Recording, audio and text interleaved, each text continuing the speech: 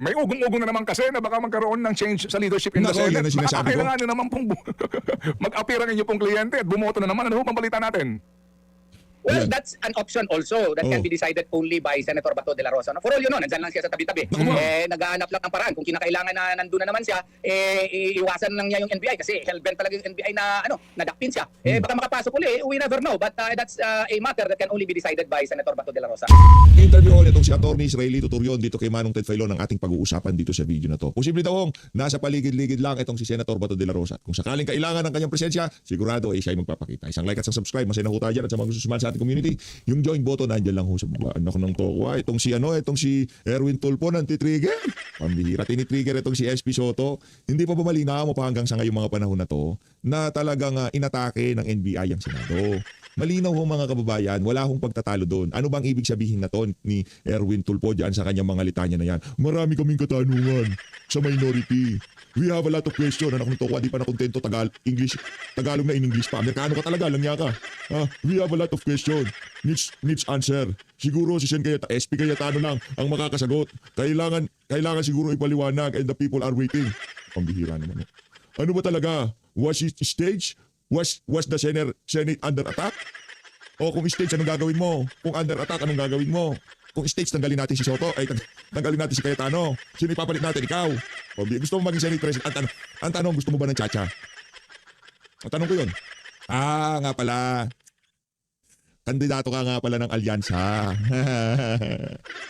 Di umano base doon sa naging doon sa mga isiniwalat nitong si Senator Rodante Marcoleta. Di umano yung mga kandidato ng alyansa ng mga magnanakaw direktang nakinabang diyan sa kickback ng flood control. Base kay Senator Rodante Marcoleta, meron daw listahan itong si Adrian Bersamin na kung saan naka-itemize yung pinagkagastusan noong mga nakuha nilang kickback dito sa mga maanumalyang flood control project. At doon sa item na yon, meron para diyan sa mga senatorial expenses nga. Meron pa nga nandun pa nga daw si Andrew doon sa listahan, pambihirang yan. So anong gusto mong mangyari ngayon? Charter change tayo. Term extension tayo kay Marcos Jr. Huwag nyo nang patagalin. Ito sinasabi ko dito sa administrasyon na to. Wala kayong takas. Kung hindi si Sara Duterte ang magpapanagot sa inyo, mananagot kayo doon sa pagnanakaw na ginawa nyo sa kaban ng sambayan ng Pilipino. Sa ayaw sa gusto nyo. Wala kayong lusot para sa lahat ng nakinabang. Kahit na 5 yung tinanggap mo dyan sa mga maanumalyang flood control na yan, meron kang pananagutan. Dahil dyan sa pera na yan, maraming buhay ang nawala. Dugo ho yung pera na yan mga kababayan. Sa mga nagdaang mga bagyo, nakita nyo kung gaano katinding perwisyo ang hinihatid ng ginawa nilang pagnanakaw na yan sa administrasyon na to. Kaya para doon sa mga Talyanista Tenseimada vlogger, para doon sa mga Dilawan Pinklawan vlogger, tanungin nyo na yung mga handler nyo. Saan ho ba galing itong 500,000 na to? Di ba alam ko naman mga bayaran kayo? Wala kayong sariling pag-iisip. Wala kayong sariling mga punto de vista, wala kayong sariling mga desisyon sa mga vlog nyo. Kailangan, yung makakapagprotekta sa kung sino mga handler nyo, yun lang ang pwede nyong ilabas sa inyong mga pahina at mga channel. Dito sa PH Update, hindi. Wala makakapagdikta sa atin dito. Wala makakapagdikta. Yung gusto kong ipalabas, yun ang ipapalabas ko. Okay? Wala yung tipong, hindi pwede. Yung gusto lang natin, yun lang, kunyari, trip ko ngayon itong si Erwin Tulfo, sa tingin ko parang gusto niya atang maging Senate President, pero hindi maaari, Brad. Ang tanong, gusto mo muna ng term extension, pero sa bagay, nasa interest nyo naman yan, di ba? Kayong mga naging kandidato ng alyansa, nasa interest nyo na i-extend ang term nitong si Marcos Jr., di ba? Next. Ito na ho mga kababayan, matindi ho ito. For all I know, nandyan lang si Sen Bato sa tabi-tabi, naghahanap lang ng paraan. Kung kinakailangan nandun na naman siya sa Senado, iwasan lang niya yung NBI. Pambihira talaga itong si Atty. Israelito Turion. Ito na, rumekta na ho tayo sa interview niya dito kay Manong Ted Filon. Ino-operate ho ngayon si Senator SP Cayetano. Ino-operate ho siya sa mainstream media, yung 10K, kung ano-ano yung mga banat sa kanya. Pambihira. Sino bumabanat? Panoorin niyo ho itong programa na to. Ted Filon at DJ Chacha. Sir, good morning. Salamat sa Magandang umaga po. May buntagsan. Attorney, ito ho muna. Nagsumagot na po yung OSG sa inyo pong petisyon. Kailan po kayo tutugon, sir? Actually, may draft na kami ng aming reply as early as 3:30 in the morning today. But of course, we await the comments of other friend lawyers who want to contribute likewise. No? But we gave ourselves a 2 p.m. deadline, even if tomorrow pa yung aking, yung deadline ko. So today po, ang deadline ninyo, ano yan? Deadline ba to submit? Tomorrow pa ang deadline. But tomorrow ang deadline namin, pero we are giving ourselves a 2 p.m. deadline. Alright, so technically po, ang deadline ninyo per Supreme Court order is until tomorrow po. Yes. Pero i-submit namin ngayong hapon. Alright. Inshallah. Sige, so attorney, yung pong inyong kliyente, kung mamarapatin po ninyo, the usual question po na aming naitanong sa inyo for several occasions, nasaan ngayon si Senator Bato? Well, as of the moment, di ko talaga alam. Kasi nung confirmed na umalis siya at 2:30 in the morning, nakaalis ako earlier, mga 1:30 or 1:45 in the morning. No? Di kami nakapag-usap na meron siyang plano na ganun. Parang I don't know what happened after I left. So, nung dumating nga ako mga 9 o'clock in the morning, I really had no idea na wala na pala siya dun sa Senado. Kaya pala yung supervisor ng USAA nagtanong sa akin kung sigurado ba daw na si Senator Bato ang nagpa-akyat sa akin. Sabi ko, presume na yun, kaya ako naman ang lawyer. So, pinaakyat naman ako. I really do not know, sir. Attorney, meron po akong interview na napanood during the time that this is happening. I think yung binabanggit nyo na around 1 a.m. Meron pang nagtanong na media sa inyo kung nasan si Senator Bato. Tama po ba? Tapos parang Yes. may pinakita kayong litrato. So, yun po, wala as in like no idea, no discussion with Senator Bato tungkol po sa pag-alis niya. Wala talaga kayong kaalam-alam. Ang nangyari Wala kasi mga talaga 1 to ata 1:30, oo. pumunta kami ni Senator Bato doon sa crime scene yung sa area ng putukan. Tapos Si DJ Chacha na sumasalansan dito kay Atty. Israeli. Totoo yun. Pambihira. Palakpakan muna natin to si DJ Chacha. Idol yan eh. Idol yan si DJ Chacha. Malupit yan, malupit. picture pa kami doon kaya para for posterity purposes at saka ebidensya na rin na nandun talaga sa Senado. So, yung mga agam-agam noong mga panahon na yon na kaya nagkaroon ng mga ganong klaseng komisyon para makatakas si Bato. Wala akong katotohanan yan. Siguro afterthought na lang ni Senator Bato yun. Yung tipong anak na to, di talaga titigilan ng Senado, bababuyin talaga nito mga siraulo na to ang Senado. Kailangan ko nang umiska po, kawawa naman yung bagong liderato. Pero kung sakaling kailanganin ako, sigurado magpapakita ako. Pinost ko yun. At pagkatapos noon, umakyat po kami sa taas at nagkausap kami about his legal, remedies under the law. He was inquiring as to ano ba talaga yung Section 17 ng Republic Act 9851. And I was explaining to him, yung surrender mechanism nga, walang procedural mechanism under Republic Act 9851. Kasi nga po, hindi natin kinopya lahat yung Ano na ho ito, labanan ng naratibo. Tama yung mga nag-a-advise dito kay Senator Alan Peter Cayetano. Hindi na ho ito labanan ng katotohanan. Labanan na ho ito ng naratibo. Kung sino magaling magaling mag-shape ng narrative sa social media, sa mainstream media, sila mananalo. Kaya naman inaanyayahan ko kayo na ibahagi itong video na to. Ibahagi, hindi ho yung gagawa ng FB page tapos papangalanan ng PH update. Hindi ho atin yan. Pinapaalalahanan ko kayo mga kababayan. Poser ho ito. Baka magpakalat ng fake news yan. Ako ho mapagbintangan. Hindi ho atin ang FB page na to. Pakishare ng video. Okay lang kung re-upload nyo yan sa inyong sariling mga pahina, mga Facebook account. Huwag lang kung gagawa ng FB page na nakapangalan sa PH Update at ipapakita na para bang sa atin to. Hindi ho atin ito. Ang natin, worry natin dito, baka mag-share ng kung ano-anong kabuktutan itong channel na to at tayo ho ang mapagbintangan. Okay? Alam nyo na ho, napakabingatibo ho ng administrasyon na to.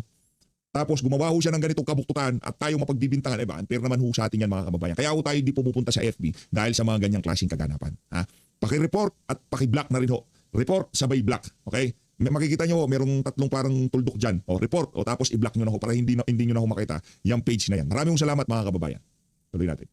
Lahat ng sistema doon sa Rome Statute. And nung na-research ko nga yung pag-frame ng Republic Act 9851, na-confirm na si Senator Gordon ang sponsor nito at nagtanong pa nga si Senator Pangilinan kung anong extent kung yung cases na kung baga yung mga parehong ganitong cases. And Senator Gordon was answer to the effect that the Republic Act 9851 was actually passed in order to fortify, strengthen our local criminal laws. Kaya nga, nung narinig yun ni Senator Bato, parang nakampante naman siya at saka nagtanong wag ka na saan ka matulog, attorney? Dito lang sa Senado. Wag na nakakaya sa'yo, may room ka naman, di ba? Sa hotel, doon sa maliit na hotel na kinuha ng kanyang staff sa akin, doon pa na matulog para makakomportable ka naman.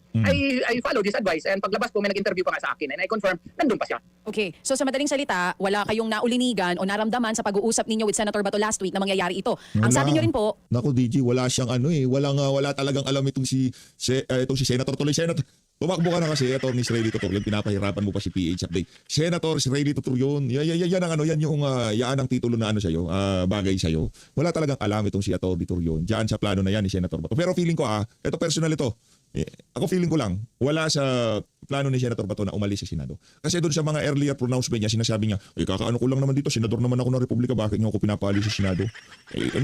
Excuse ko muna yung mga legal remedies ko. Pilipino naman ako, ganun yung kanyang messaging Noong nagkaroon na ng kaguluhan, talagang balagbag na sila dyan, umalis na ho siya. Kasi parang nabasa na niya kung paano i-frame ng mainstream media ng Malacanang yung mga kaganapan na yan. Kaya minabuti niya na bago pa umabot na suspindihin ito si Mawa Plasca, 'di ba? Magkaroon ng panibagong Senate Sergeant at Arms, hindi suspindihin itong si Matibag, magkaroon ng panibagong pag-atake sa Senado. Minabuti niya na umalis siya. Ngayon kung alam niya nitong si Attorney Rito Turion, palagay ko iba yung ipapayo nitong abogado na tumahusay ito, di ba? Marami siyang ibibigay na option. At ang pag-alis sa Senado, sa tingin ko hindi niya ikukonsidera yan kasi mas protektado nga si Senator Bato diyan sa Senado. Pero Bato yan, di ba? Hindi niyo mahuhuli yan. Hindi niya siya nakakausap ngayon, pamilya lamang niya, tama po ba? Yes, pamilya lamang niya. Kasi nung nandun siya sa Senado, tinanong ko siya, boss, bakit di mo ako kinukontak? Kasi kung mag-text ako, may ping yan, natitrace yan, sabi niya sa akin. Oo. Diba, kaya pala, yung pala yung explanation. At saka nadaan na din ako niyan sa KOJC seats. Ewan ko ba itong buhay ko? Sa KOJC seats, nandun ako. Doon sa Senate seats naman, nandun din ako. So, ganyan lang siguro ang nasa palad ko. So itong ginawa ni Senator Bato is his personal decision? Wala po kayong advice na gano'n? Wala akong advice na ganun. Of course, as a lawyer, I only present alternative courses of action to my client. Ilang beses ko na yan nasabi. I discuss the strengths, weaknesses, opportunities, strengths of such alternative courses of action. I let the client decide. Honestly, before I left, hindi namin napag-usapan yan. Yun lang mga ibang mga options niya. Attorney, ano ang public perception kasi ngayon, ito based sa mga nakikita ko online, kung wala talagang ginawa namang mali, bakit nawala? Bakit nagtatago na naman ulit ngayon? Ano po ang Kung bakit walang ginawang mali, bakit nawala? Nagtatago na naman ho siya ngayon. DJ, sa pagiging adik ng administrasyon na to, anak na tokwa, mabansagan ka lang na kaalyado ni Duterte kung ikaw yung politiko, kahit nakaupo ka lang, mawawalan ka ng budget. Di ba? Nabansagan ka Duterte supporter, hindi mo inaayoy na yung pagnanakaw nila. Nakaupo ka lang sa isang sulok, nananahimik ka. O dahil nananahimik ka, tatanggalan ka nila ng budget. Ganun katindi ang administrasyon na to. DJ, hindi nila kailangan ng dahilan para benggahin ka. paliwanag nyo doon? Dito sa pangalawang pagkakataon na nawawala na naman si Senator. There is really so against him. Walang klaro sa kanya under local jurisdiction. At saka, granting for the sake of argument na may jurisdiction pa nga ang ICC dito, to which we question that, granting for the sake of argument na may jurisdiction pa siya, yung recognition of a warrant of arrest is different from enforcement of a warrant of arrest. Kaya nga po, ang sa amin dito, the Constitution is supreme in our jurisdiction. Just because there is a foreign process, it does not mean that you will surrender it. It does not mean that just because the president decides, no, if ever he decides na we will surrender Bato to the ICC, it has to pass through local courts because that is what is provided for by the 1987 Constitution, that no person shall be deprived of life, liberty, or property without due process of law. Mandated din ito ng customary international law. Hindi na lang natin pag-usapan yung Article 59. What about Article 9 of the International Covenant on Civil and Political Rights? What about Articles 8 and 9 of the Universal Declaration of Human Rights? Saka sa ibang mga interviews ko, I can cite you 15 cases and the other cases na lahat ng constitutional democracies. Pag may arrest warrant, dadaan talaga yan sa local courts. I can cite you an example, yung kay Nassim case, kay El Masri case. Libyan siya, nadakip siya doon sa Italy, pero the Italian courts, no, entertained his petition which was filed before it and decided even in his favor and deported him back to Libya. In Ivory Coast also, yung Simon Gbagbo case. May kaso siya, may ICC warrant siya, but the Ivory Coast local courts entertained his petition and he's found out that his rights were not respected. There were procedural defects in his supposed arrest and he was given his rights were recognized under Ivory Coast law. And I can cite you other examples likewise. So, Grabe pala. Meron pala talagang, kung tawagin yan sa salita ng mga abogado, meron mga jurisprudence. Diba? Meron na palang nangyaring kahintulad ng ginawa na yan kay Senator Bato de la Rosa. At napatunayan na meron talagang merong pagkukulang. Mali pala yung ginagawa na yan kay Sen Bato. Siya tingin ko kumbisido na dito si DJ Chacha. Dito siya mga paliwanag na to ni Atty. Rito Turion. Under customary international law, under our 1987 Constitution, and even under Article 59, nandun yan. Yung proseso lang, kung i-follow natin Article 3, Section 2 of the 1987 Constitution, medyo mas mahaba. Pero under Article 59, medyo abbreviated. But in both sources, kailangan dumaan ng local courts. Hindi po pwede executive discretion lang yan. Oo, magkaiba po ang posisyon nyo, no? Dito po sa naging tugon ng OSG, ang binabanggit po nila ay hindi na kailangan nitong local court order para po maipatupad itong ICC warrant. So ibig sabihin, tama ang suspecha ni Senator Bato de la Rosa na nung hindi na kailangan yung local courts para ipatupad yung ICC warrant. Ang plano ko talaga, idiretso siya sa dahig. Yun ang tayo ng Malacanang, yun ang tayo ng executive. Maliwanag pa sa sikat ng araw. Hayaan nyo mga kababayan. Wag ho kayong masyadong mag-alta presyon. Alam ko karamihan ng mga kasama natin dyan, nag-iinit ang ulo pagka ganito naririnig sa mga kaganapan sa ating bansa. Wag ho masyadong mainit. Ika nga lang yan, lilipas din yan. Darating din yung panahon na makakaganti rin ang sambayanan. Ika nga, mabibigyang hustisya yung mga pinagnakawan. Matanong ko lang po, kung kasi na-explain nyo na rin yung sagot nyo na yan, dun sa tanong ko na kung walang ginawa, bakit nagtatago, it seems like ang binabanggit nyo po sa sagot nyo ngayon, ina-exhaust nyo lang lahat ng pupwede pang posibilidad na maibigay or due process for Senator Bato. Ngayon, ano pong sagot nyo dito? Ang banggit ng OSG, hindi dapat maging sanctuary for impunity ang Senado, lalo na rin po ang Pilipinas. Ano pong tugon nyo dyan? Reaksyon? Ang tugon namin dyan ay hindi naman ito a matter of a question of what's it called this yung sanctuary of impunity. Wala ngang local confirmation, local judicial confirmation yung kanilang process. Ang sa amin is yung ng foreign judgment yung divorce decree, ma-divorce ka doon sa abroad. Kailangan nga yan under Rule 39 Section 48 ipa-confirm, Yes, sir. dito by a local courts. How much more for a foreign warrant of arrest Opo. which Ay, will ganun yun. Pag pala dinivorce ka sa ibang bansa, kailangan mo pang isang guni sa ating mga local court sa Pilipinas. Pambihirang yun. Divorce lang yun. Ito arrest warrant ito. Anak ng Petrang Garapata. fail your right. Yung nga po, So, attorney, kumbaga attorney, same answer to the previous question, ano po? Yang inyo pong... Same answer, Okay, same yes, answer. correct. But Sige how po. can we call him a fugitive from justice when there is no proper charge that has been Yes, confirmed under opo. Philippine laws? Opo, yes sir. Yes. Well said. Ano ho? And you mentioned that several times nga po, no, na iba ho ang inyo Yes, pong... Okay, sige. So, attorney, may ugong-ugong na naman kasi na baka magkaroon ng change sa leadership in the Nako, Senate. yan ang sinasabi ko. Kailangan nyo naman pong mag-appear ang inyo pong kliyente at bumoto na naman. Ano ho pang balita natin? Well, Ayan. that's an option also that can Oh. be decided only by Senator Bato de la Rosa. No? For all you know, nandyan lang siya sa tabi-tabi. Naku, ma'am. Naghahanap lang ng paraan. Kung kinakailangan na nandun na naman siya, iiwasan lang niya yung NBI kasi hellbent talaga yung NBI na nadakpin siya. Baka makapasok uli, we never know. But that's a matter that can only be decided by Senator Bato de la Rosa. Nako, malaman niya sinabi na yan itong si Atty. Israeli Totoro na bahinay-hinay kayo para doon sa mga nagtatangkang patalsikin itong si SP Cayetano ba baka pagka kinailangan yung bato wala na problema di Senate Protective Custody ulit. Hindi, wala. Walang rigo doon ngayon sa Senado. Okay? Maliwanag po sa sikat ng araw. Ayaw ng mga senador yung term extension. Ayaw ng mga senador yung charter change dito sa administrasyon na to ng mga adik sa Malacanang. Okay? Ayaw. Mantakin nyo, dapat pala hindi naman si Alan Peter Cayetano magiging Senate President. Noong kudita sa Senado, bago nito. Diba? Bago nito. Ngayon, dahil siguro sobrang lalanan nitong si Tuta Soto, habang gumagapang ang mga ordinaryong Pilipino at di malaman kung paano mairaraos sa maghapon, ang pinagkakabalahan, meeting dito kay Boy GD. Pinag-uusapan, charter change, term extension ng mga congressman at senador at ng mga siraulo sa Malacanang. Di ba? Sabi nitong si political strategist na si Charlito Banayo ang mag-e-election lang daw pagka nagkataon sa 2028 mayor at governor. Anak ng Petra Garapata. Kaya rin tayo dyan. Ngayon nagkabistuhan. Nalaman ng mga senador, nalaman ni Loren, nalaman ni Villar. Teka. Umuuna nga tayo sa mga katarantad ng Malacanang. Tapos gusto pa nila ng umisa ng ganito. Ayaw namin yan, sabi siguro ng mga senador. Ganun mo talaga. Diba? Ano yan paramihan ng bilang sa Senado. Ngayon, puro kamalbalan ginagawa mo. Okay, sige po. So aantabay ho kami, attorney, sa inyo po mga gagawin po na answer dito po sa naging reply po ng OSG. At muli ho kaming nagpapasalamat sa inyo for giving our show your version and side of the story para ho naman natin Thank you, mabalanse ang isyong ito, attorney. Yes po. Maraming salamat din po, Sir Ted. Maraming salamat sa oportunidad. Opo. As In always, fairness sa lahat ng mainstream media, kaya ako pinapanood yan kay Manong Ted at kay DJ Chacha. Oo, meron silang bias. Hindi na given naman yun, di ba? Nagpo-programa kayo, oligarko may-ari ng istasyon. Wala problema doon, given na yun. Nararamdaman natin na pagdating kay Tuta Soto, kay Ping Lacson Boytago, meron talagang baling. Kahit paano, okay? Pero sa lahat ng news anchor, sa lahat ng reporter, sa lahat ng nag-i-interview sa media, isa itong si Ted Filon sa hindi nagpipilit sa naratibo doon sa kanyang ini-interview. Hindi siya kagaya nung ibang mga nag-i-interview sa media na kung saan isusukalgal sa bunganga nung kanila mga ini-interview yung naratibo na gusto nilang takbuhin ng programa. Hindi ho ganun yan si Manong Ted Filon. At segue ho tayo. Lipat po tayo Lunes ngayon. Siyempre Lunes kailangan mapasyadahan natin lahat ng ika nga dapat malaman sa bayanan. Dito tayo. Ano ba ito PH? Interview ulit. Dito si Atty. Israeli Totoro. Hello, good morning po. Attorney, ano po ang inyong reaksyon dito po sa pagsumite ng OSG ng kanilang komento? Laban nga po dito sa Eto di ako magtataka kung biglang maging senador itong si Atty. Israeli Totoro. Totoo lang sa totoo lang. Di ako magtataka.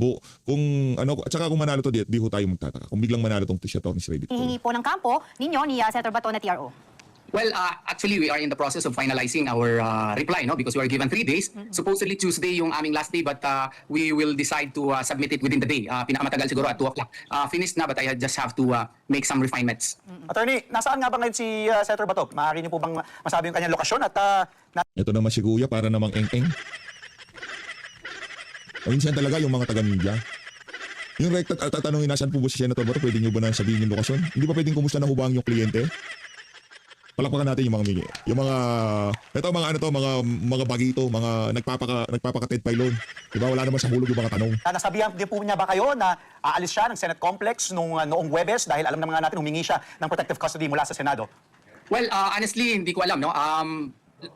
we parted ways mga 1:30 in the morning, if my memory serves me right. And wala na ako nung na-confirm na umalas siya mga 2:30 a.m. No, I did not know what transpired after I left. And I just learned thereafter and confirmed thereafter through the declaration of Senate President Cayetano na wala na nga siya doon sa Senado. He is making himself unavailable. But that does not mean that he is a fugitive from justice. Ano po yung reaction ninyo, Attorney, sa mga nagsasabing diversionary tactic lamang daw yun, yung putukan sa Senado noong Miyerkules para daw makatakas si Senator Bato?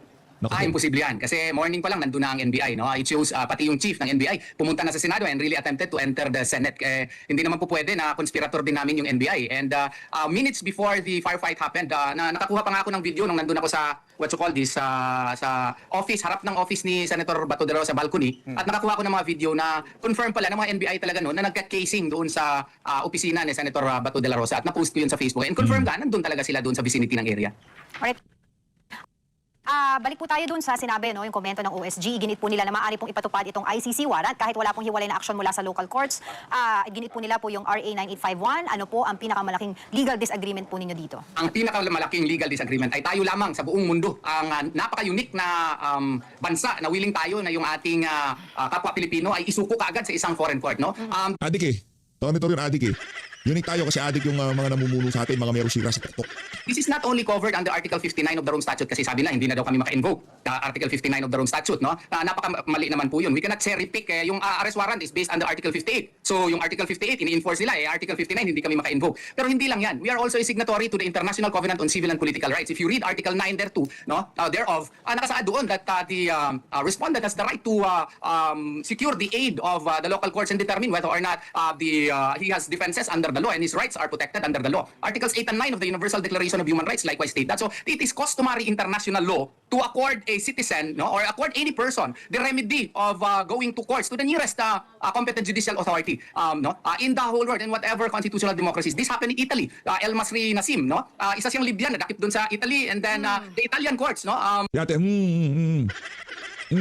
para naman alam talaga gave mabilang him ate. the chance to prove his case and give him the chance to determine whether or not his rights were respected. And Italy even ordered his this release in Ivory Coast, the Simon Gbagbo case. May warrant of arrest din siya, but he was given the chance to present evidences that his rights were not protected. And the Ivory Coast local courts likewise gave him relief. So this is not only a matter that should be respected by the Philippines, but this is respected in all constitutional democracies. Attorney, paano po? Kapag hindi po pinagbigyan ng Korte Suprema ang hiling niyo po na TRO at pagbigyan po nila ang Senado, Spekulasyon lang yan natin.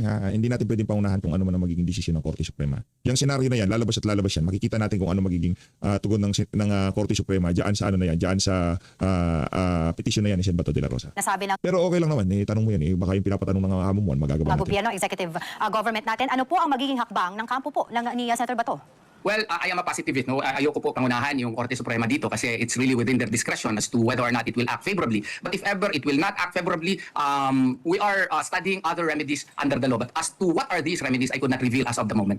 Galing yan. Ay, ano po ang masasabi po ninyo dito sa komento ng Soldier na dapat daw po ituring na pugante si Senator Bato de la Rosa dahil sadya po siyang tumatakas sa batas, and ang ICC website po mismo sinabi po suspect siya.